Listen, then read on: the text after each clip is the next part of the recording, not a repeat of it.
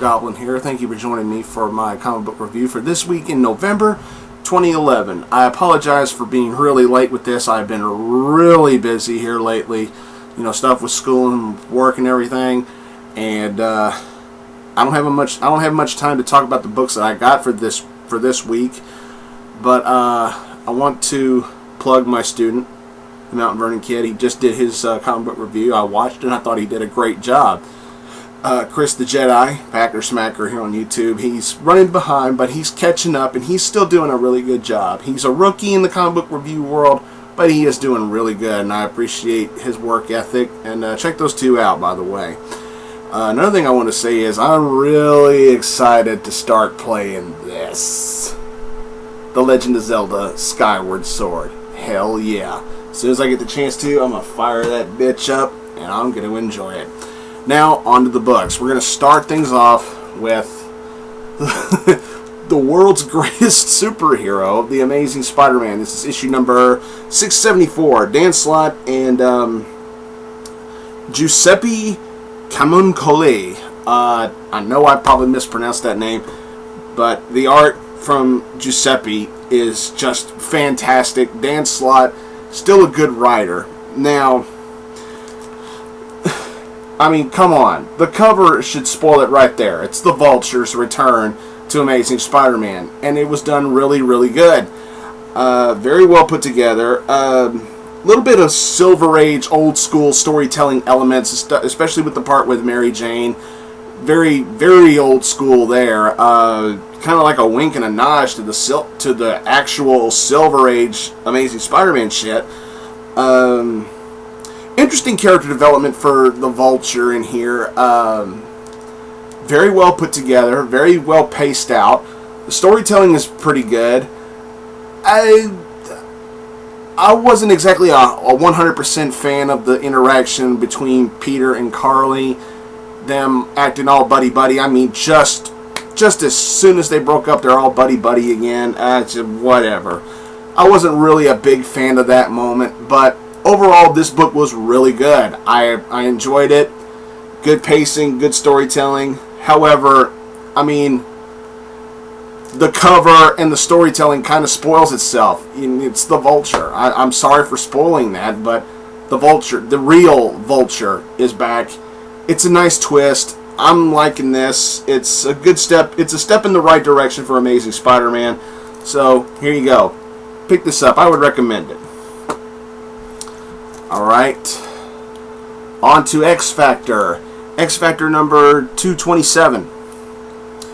Okay, Peter David is still very good at what he does, and this is still one of the best X-Men related titles on the shelf. Spin the broken record.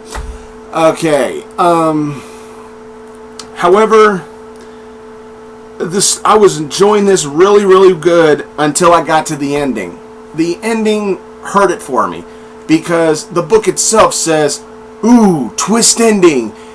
And it was a twist ending that just made me go, what the fuck is this?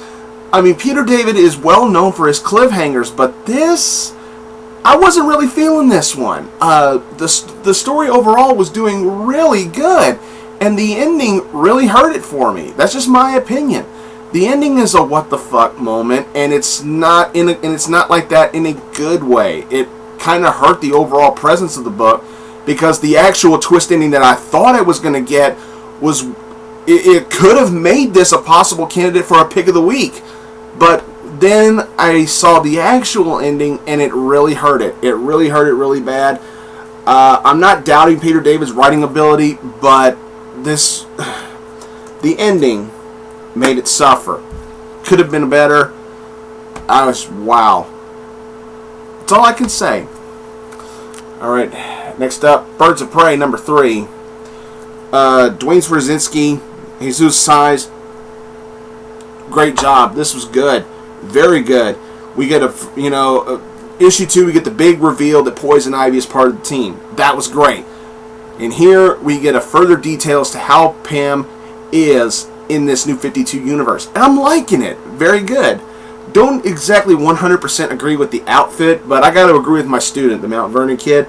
I got to agree. Her eyes, the way that her eyes are done in this form is beautifully rendered, and it makes sense for coming from a character like Ivy.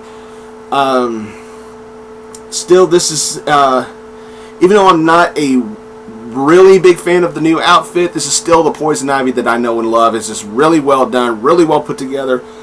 Further details is into the explanation as to how people are blowing up, and this is very good stuff. I'm liking where this series is going.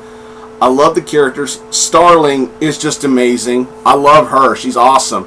And of course, I've always had a soft spot for Black Canary. Katana is growing on me, and of course, Ivy. Ivy's my favorite. My favorite female villain is.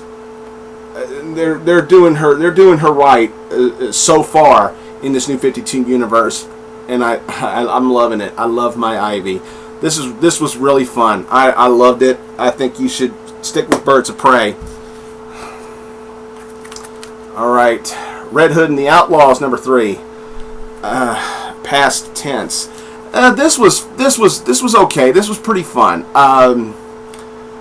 A pretty simple storytelling moment here for this trio here.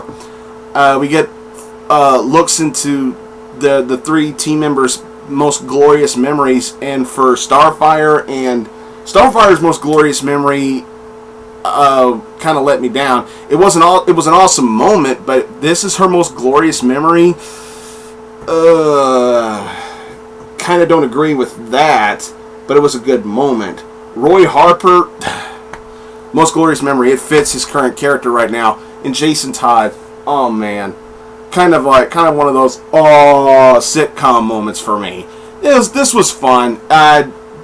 Nothing really spectacular to say wow about. It was fun. Nothing else to say about that. Next up, Batman number 3. First thing I say, that is a bitchin' cover. Now, another thing I want to say is, could this be the new 52 version of Owlman? I don't think anybody else has really asked that question, and I haven't read any other reviews on this other than my students, and this really begs the question. This could be a really good indication of Owlman for the new 52 universe, and this has been great. The only thing that it's like, Greg Capullo's artwork is getting better. Scott Snyder's writing is always awesome for Batman. However, the only thing that really hurts this is it is really dialogue heavy, in my opinion. Way too much dialogue, and I usually don't like that when it comes to books like this. It makes it harder to pay attention to the story, but I overlooked it because it was really, really good. Scott Snyder clearly knows his shit when it comes to Batman.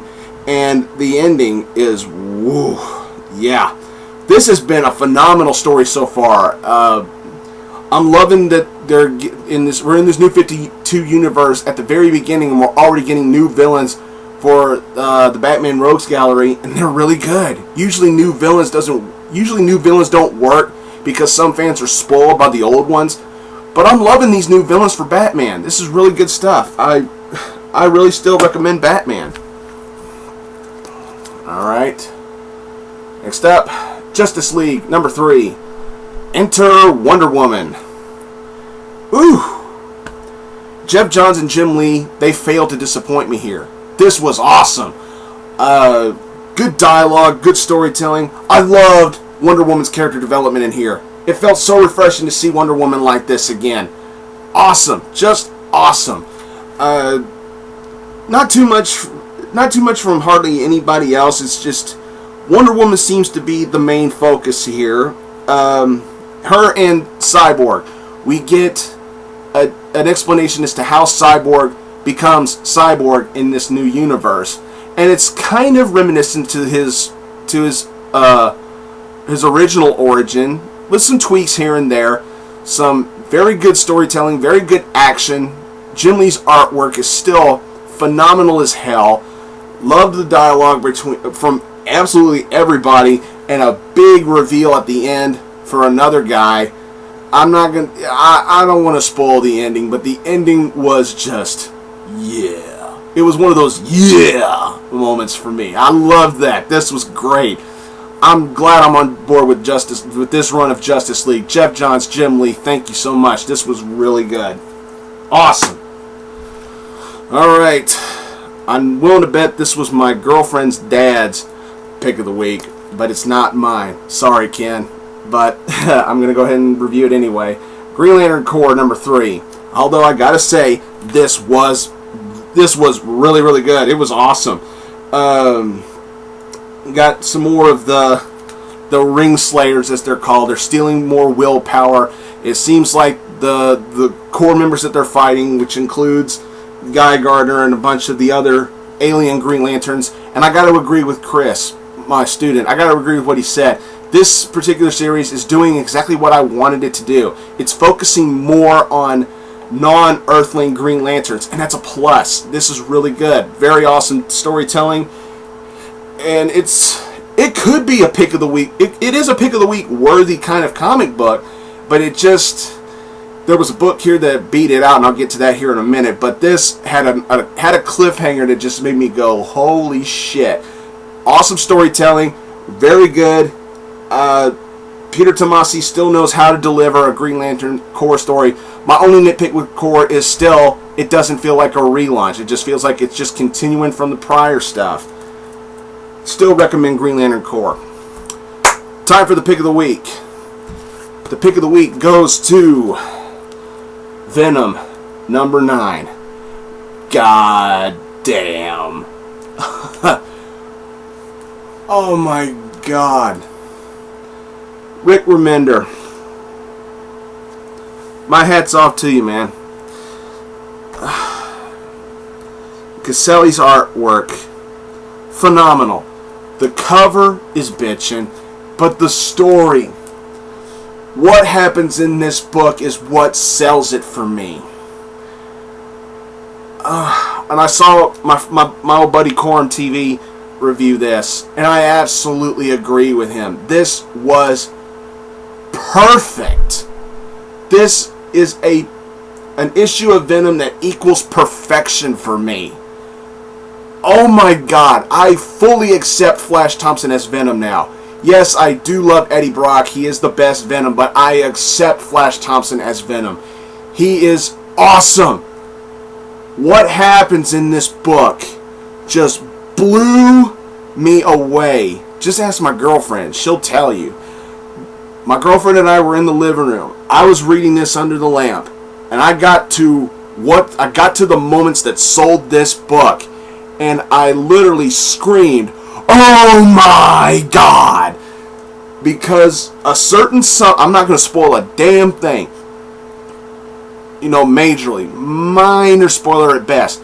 But Venom snaps because of something that happens in this book. And what happens, what drives him nuts, I believe is justifiable. If I had the Venom symbiote, and if I was in his position, I'd do the exact same fucking thing that he does in this book, considering what he sees. Phenomenal storytelling along the beginning and the end, but it's the middle of the book that really sells this book, and it's just solid perfection for me. I am going to remember this book. Awesome stuff. Do yourselves a favor, jump on board with Venom if you haven't done it already, and do it here and now. Awesome book. Get this book. Alright. Thanks for watching my review, everybody. Don't forget to subscribe. Check out my Tumblr. Check out my Tumblr account. And until next time, everybody, I'll see you later.